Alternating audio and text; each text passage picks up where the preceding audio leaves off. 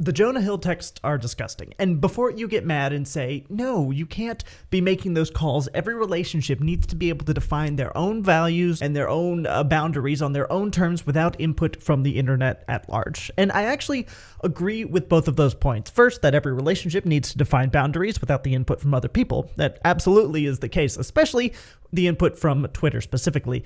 But this is not that. And I think we're going to see that when we look at these text messages. What's happening here is not boundaries being defined by both people having an equal input on what should and shouldn't happen in the relationship. What we're seeing here is Jonah Hill essentially steamrolling Sarah Brady and enforcing everything he wants on her without following those same rules or holding himself to those same standards. And if you don't believe me, that is just fine. We're going to go through basically the entire situation together. So first, let's talk about the text messages. This first one is the one that almost everybody is focusing on when they talk about the situation. These are texts between the two of them back on December 2nd, 2021. This is Jonah Hill texting, and he says, plain and simple, if you need surfing with men, boundaryless, inappropriate friendships with men, to model, to post pictures of yourself in a bathing suit, to post sexual pictures, friendships with women who are in unstable places, and from your wild recent past, beyond getting lunch or coffee or something respectful, I am not the right partner for you. If these things bring you a place of happiness, I support it, and there will be no hard feelings. These are my boundaries for a romantic partnership. My boundaries with you based on the ways these interactions have hurt our trust. Now, this is the most popular one and the one that essentially everyone on Twitter and Reddit is focusing on, and they are drawing from this one text message the entire conclusion about Jonah and Sarah's relationship. And they are not giving any context or a second look at any of the other text messages. This one by itself, I think you could argue either way. You might say that Jonah's being a bit unreasonable or controlling, but there's no abuse going on in this first text message. However, there are many other ones that people are conveniently ignoring that seem to have a lot more of this behavior. And for context, when he's saying that he doesn't want her to post pictures of herself in a swimsuit or like modeling pictures or stuff like that, this is Sarah Brady's Instagram. And I did the uber creepy stalker thing of scrolling all the way to the bottom. And essentially, the very first picture from March 3rd of 2020, long before their relationships began, is her in a swimsuit. And as you can see, this is pretty consistent scrolling up, her in a swimsuit, her in a swimsuit, her in a swimsuit, so on and so forth, which is about what you would expect because she is a professional or semi-professional surfer. And being in a swimsuit as a surfer pretty much just kind of comes with the territory. And I actually want to take a super fast detour here and highlight this Reddit comment. So many men think that women post things for them, not because we want to. They think pics are for male attention and showing yourself off to men. Having an Instagram is for talking to guys. So when they start dating a woman, they think, oh, okay, well, their profile and pictures worked. She got a man. She doesn't need to be posting these anymore. Why does she have an Instagram at all? I see this touted so often on clips from incel podcasts. God forbid we post pictures because we like them. And I think this is actually a reasonably good take. I so often see people that are attracted to women or thirsting over women's Instagrams, but then the moment they get into a relationship with those women, they want that to stop because they've suddenly decided that that thing that they originally thirsted over, as any other guys in their friend group did, suddenly is now just for them. And whether or not that's reasonable can be a discussion, but I frankly think that it's not. You can't expect the person to suddenly change all of what they're doing based on the fact that you have now come along. Maybe in some instances you can, but certainly not on ones like this. Now, to be fair to both sides, I'm going to jump over here and we're going to look at Candace Owens' tweet. And I know not my favorite person of all time, but it is something that we need to talk about considering that it got tens of thousands of likes and millions upon millions of views. So it is reasonable to look at hers because she speaks for a lot of people on what their thoughts are about this entire situation. Women say there are no good men. The truth is that there are plenty of good men, but many women don't want to rise to the level of being a good woman.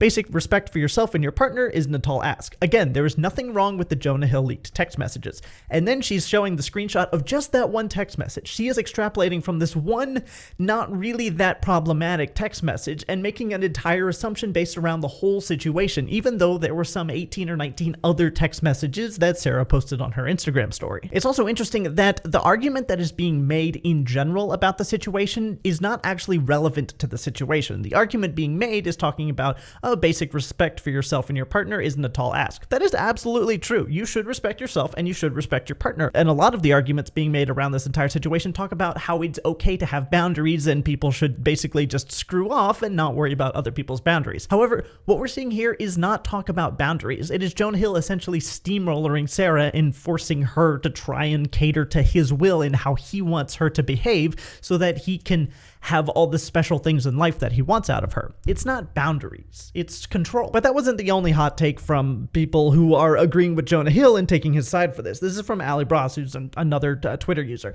The Jonah Hill texts are totally normal. Arguable already. He is being calm and respectful. Women would not be attacking the situation if it were her requesting him not to do these things. Hold the same energy for men who would want to be respected in their relationships. And I don't know if this is true because it's never going to happen. In this specific situation, it is Jonah holding Sarah to these relationship guidelines that he has set out for her. To say that it would be different if it was the opposite way is a bizarre straw man argument to make, because it's not the opposite way. So saying that you know what would happen if it was the opposite way is an entirely invalid argument to make, because it's based on a hypothetical that can never exist, and therefore we have no insight into what that would look like. This is just a horrible argument all around, claiming that things would be different in a universe where the roles were switched, when we will never know because that cannot physically happen. So don't ever make this kind of argument, because this is a dumb and invalid argument. Now, what we're going to do next is we're going to talk about both sides, give everyone a fair chance, because this is important, and this is Philip DeFranco, by the way, in his take on essentially the entire situation. So we're just going to go ahead and play this and let it run. Happiness, I support it, and there will be no hard feelings. These are my boundaries for a romantic partnership. With that screenshot specifically sparking the biggest reactions. And depending on where you were looking online, the reactions were so drastically different. Where you had some people agreeing with Sarah's labeling of Jonah, saying things like, Jonah Hill is an abusive misogynist and shouldn't be in any relationship with anyone until he can sort himself out. No one should try to isolate their partner from their friends, undermine their job, and control their clothes and social media presence. Others also accusing him of using therapy language to abuse and control his girlfriend. Arguing boundaries are the type of behavior you accept from others when they interact with you. Telling someone how they should behave with others and themselves is not setting boundaries, it's controlling them. He's literally weaponizing the language you learn in therapy. Many people also jumping onto the fact that Sarah is a semi-pro surfer, so photos of her in a bathing suit just come with the territory. Others have also pointed to messages that Sarah shared showing Jonah liking the photos Sarah had posted of her surfing in a bikini at the beginning of their relationship. But then if you go to a different place on the internet, or maybe the algorithm's just feeding you different people, there were a lot of people coming to Jonah's defense, arguing that what Jonah was doing wasn't abusive, he was just establishing personal boundaries. With people saying things like, the problem with most relationships is that one partner or the other don't set their boundaries. She may not agree with the boundaries, in which case he laid it out as no hard feelings, and saying that's not abusive, it's good and reasonable communication. It's okay if they're not a match. As well as, how does the issue become control if the counter is that she should be able to think and do for herself? How is any request for change of behavior control if you always have the freedom to leave? Like, how is the man suddenly a bad person because he is communicating his needs? Also, many in this camp finding Sarah's timing here suspect. And then that goes on to kind of another essentially conspiracy theory about why she chose to come out with it now. I'm not going to get into that because it's, one, unrelated to the text messages in that situation at large, and two, it does immediately assume bad faith in someone, and even if that is the case, I don't want to be the first one to jump up for the bad faith assumption train. So that's essentially the two sides. One, saying boundaries are healthy and everyone else should screw right off in trying to dictate their boundaries, and the other side saying that he's using the term boundaries in order to try and manipulate and control her in the situation or the relationship in order to get exactly what he wants, and that's essentially what we're seeing here. So what we're going to do is we're going to jump through and we're going to look at these other text messages super quick. There's not a whole lot in them except for one specific situation where I'm going to highlight, which I think is actually far more impactful than the first one we looked at. Now, this is early on when he liked one of her pictures of her surfing, and people are calling him hypocritical for this because he met her because and slid into her DMs, I think, because of her surfing pictures, and now he expects her to take them down. Moving on, they're talking about gaslighting, and then going on, and there's more talk about him weaponizing kind of the therapy language that we heard Philip DeFranco talking about. And this is the beginning of the more significant ones. Basically, it's very long. I'll summarize it. She's saying that she feels insignificant and inadequate to date him, and she's worried that he is going to leave her. Basically, in moments of conflict, my brain thinks you want to dump me because I'm not good enough for you and you're the GOAT, which is greatest of all time. And you can do better, and you will immediately, once things end, you will end things with me. And then he basically confirms all of her fears and says, you're right, we can't do surf social things or develop trust until you consider me and take decisions that give regard to our something, and that these are a bit out of order, gives regard to our relationship. I've been vulnerable as possible, and I'm telling you, I'm needing you to step up to the plate, which you can, I'm sure of it, but these losers don't get your time if you want me. Straight up, it's a consideration. The losers he's talking about there are other people who also surf. These are her essentially co-workers, people that she surfs with as well who might be professional or semi-professional. Presumably they're dudes, and that's what Jonah has an issue with. And she clarifies this somewhat. By these people, he means any friends of mine that he hasn't personally approved of. Presumably, these are male friends who are also surfer dudes or into similar situations. And it gets more interesting as these goes along. That makes me feel like you're testing me to see if you should keep me around or dump me because there's something wrong with me, like I'm a nerdy, dorky, unaware, naive idiot socially. I hear you. Those are your words, not mine. That is not something you say if you're trying to reassure someone in the relationship, and it does continue to go on. He says, I've made my boundaries clear, you refuse to let go of some of them, and you've made that clear, and I hope it makes you happy. Essentially, he's weaponizing their relationship, saying, if you don't do this and exactly what I want, then we are going to kick you out. Respect however you want to go live your life, blah, blah, blah, blah, blah, sort of getting it done. I'm done explaining myself. And then she says, well, I've removed 3 of the posts on my Instagram, but not the video yet. It's my best surfing video. Would you feel better if the cover frame was different? Any more specific ones that bother you? He said, yes, one that isn't of your ass in a thong. It's not a thong, but Kay, I don't actually know where the video is. Presumably it's been removed, but I would guess she was in just a normal swimsuit that women, when they're surfing, wear. As far as other pictures, you in a bathing suit surfing or not.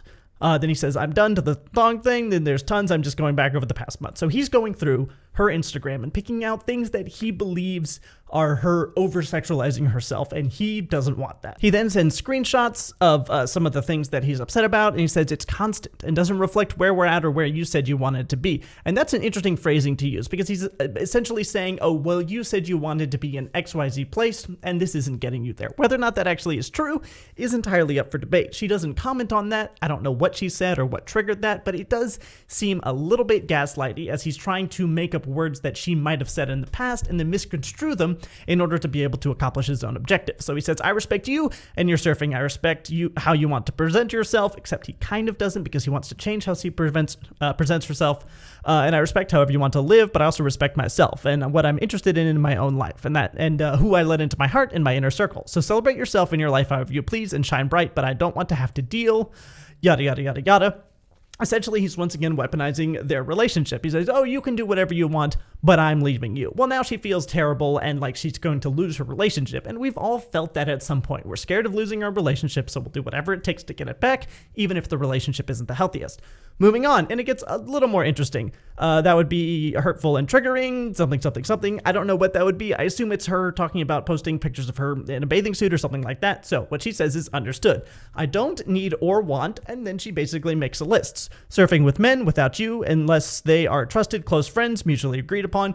That seems pretty controlling to me. Boundaryless, inappropriate friendships with men. Also, once again, potentially inappropriate, but boundaryless, inappropriate relationships with men. There's so many things that could mean. Her having sex with other guys, yeah, reasonable to ask her not to do that. But it really depends on what inappropriate means. And given the other text messages that we've seen, it's hard to assume that inappropriate is something that most people would agree is inappropriate. Moving on, to model, to post pictures of myself in a bathing suit for the next year, unless it is tasteful, likely surfing photo you have pre-approved, to post sexual pictures of friendships with unstable women from my recent past beyond getting lunch or coffee or something respectful like that. And that is just so much to ask for, to refrain from posting for a year unless he has pre-approved the picture, which as we've seen before from these other ones, if I can find them, basically he was saying, no, look at all these pictures of you with your butt. There we go. There it is. And he's going through and sending screenshots of her.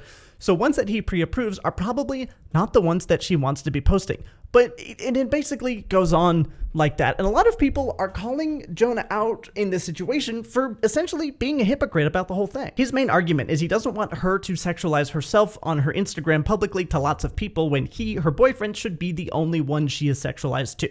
That is the essential premise here, and you can disagree with that. But I do want to point out the hypocrisy here, because if you look at this is Jonah Hill in 22 Jump Street. He's in bed with an attractive girl in her underwear. This is him in The Sitter, in this scene, which I'm not going to play, he's taking off this girl's underwear and he ends up giving her head. This is The Wolf of Wall Street. I cannot show you certain scenes that have appeared, but there's many, including this one where an attractive model is standing in her underwear in front of him. There's a scene where he essentially just jacks off in the middle of a large party to prove that he can. And this is kind of the hypocrisy that people are pointing out. In Jonah's career of being a professional actor, he's allowed to be part of sexual scenarios, and that's seen as okay because it's part of the job in some way. But her career, in which she's seen in not sexual but scantily clad scenarios as part of surfing, is suddenly not okay. And people are calling this out because one is intentionally meant to be sexual in the form of Jonah Hill's sex scenes that he's doing, and one is not intended to be sexual, but some people might find it so just as a byproduct of what it is, which is the surfing. And to kind of further explain this, I have brought up female bodybuilding. Now, most people would not believe or would not say that this is intended to be sexual because it's kind of not. You might find it attractive, but that's entirely different from it intending to be sexual or for the sole purpose of being sexual for whoever the viewer is, especially since a lot of these female bodybuilders at this point, they are miserable. They have dieted for weeks, probably months. Their body fat is unhealthy low levels. They are out of energy. They are not happy with their lives. But it's also the same with male bodybuilders. Almost nobody would look at this and say, oh, well, this is intended to be sexual. It's not. The scantily cladness of these situations in the female and the male bodybuilding, that being scantily clad is just a byproduct of the sport. The point of this is not to be sexual. It's to show off all the hard work you've done so that the judges can adequately judge you and see where you are and where you rank relative to all the other ones. The fact that they're not wearing very much is not meant to be sexual. It's just a byproduct. Similarly, Sarah's Instagram, this is not meant to be sexual. It's just a byproduct of the fact that she's a surfer that loves surfing and she enjoys what she does and she loves her body. And there's nothing wrong with that. But to hold her to a standard of you cannot do these things that I have deemed are sexual, even though they are very reasonably, arguably, they are not, but to then do things like movie scenes that are sexual or other things like that is just straight up hypocritical. And I hope that people are able to see that that's hypocritical, because the original text message we saw going back here, this is not that bad. It's not great, and you could say, all right, he needs to maybe think about why he believes this or why he's having these standards, but it's not terrible. What we really need to be concerned about is kind of the weaponizing of the relationship and the gaslighting that we are seeing in the later text messages. So that's the situation with Jonah Hill and Sarah Brady. It's an interesting one, and I hope everybody reads through all the text messages and come to a conclusion by yourself, and don't just listen to whatever I have to say or whatever Phil DeFranco has to say, or God forbid, whatever Candace Owens has to say. Read everything and then see what you decide. And if you have some conclusion or some other insight that I don't have, please absolutely leave it in the comments. I'm very interested in what the internet at large thinks about this, and I will see you next time.